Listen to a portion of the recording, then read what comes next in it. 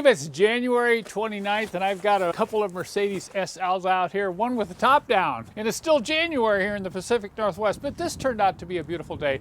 I left Bellingham at 12 o'clock in the pouring rain in my SL 500 to go and pick up this beauty right here, a 1983 380 SL Convertible. And it was just pouring rain. I'm thinking this is going to be a lot of fun. As soon as we got to the location of this car, which was about 30 minutes, almost up to the Canadian border, the sun came out. We got to meet the daughter of the previous owner. We had a great chat about the history of this car. This car has had an amazing history.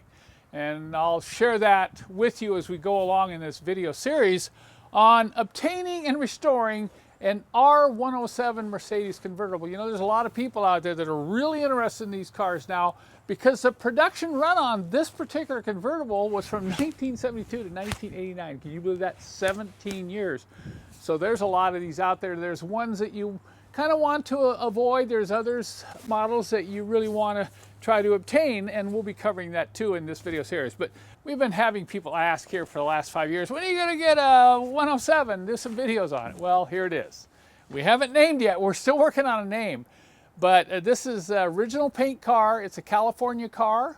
And you can see from these pictures, this is really a nice 107. You know, it's not a show car yet, but I guarantee you when we're done restoring this, it's going to be a show car. And this is an absolute classic example of what I call a rolling restoration.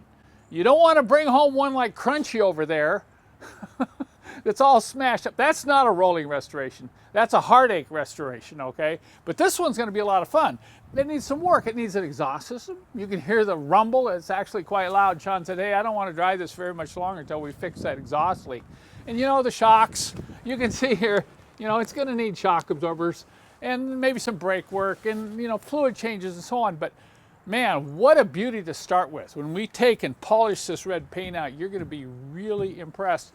And I went up there last Sunday to look at the car, and when I walked into the shop, guess what was in front of this 380 SL? That's right, a deep burgundy maroon 280 SL, just like Happier's, maybe Happier's brother, okay? And you know, I was sitting there looking at that, staring at that 280 SL while the owner was trying to explain everything about this 380 SL. It was always kind of fun to go out and meet another Mercedes enthusiast and look at these two SLs together.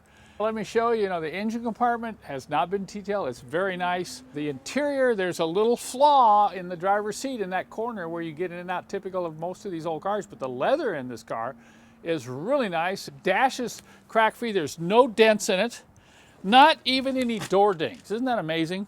Usually you see a lot of door dings along here.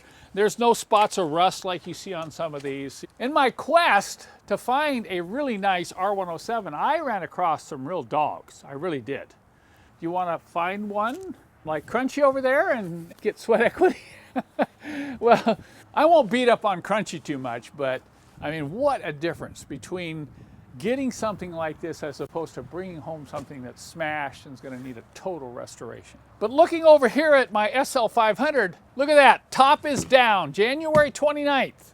And I came back with the top down. When we got there, I gave my son-in-law Sean the option. I said, Sean, which car do you want to drive home? Okay, we're ready to head back to Bellingham. Which one do you want to drive? Your choice, Sean. Come on, which one? You got the blue one or the red one? You're going to take the red one? Okay, fire it up. Let's hit the road. All right.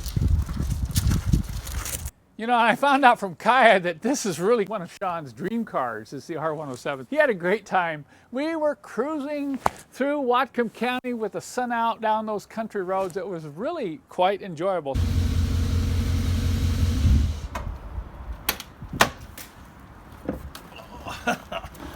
So what do you think? What were your impressions of this baby? I think it's fun. Fun and loud. We're back at the farm.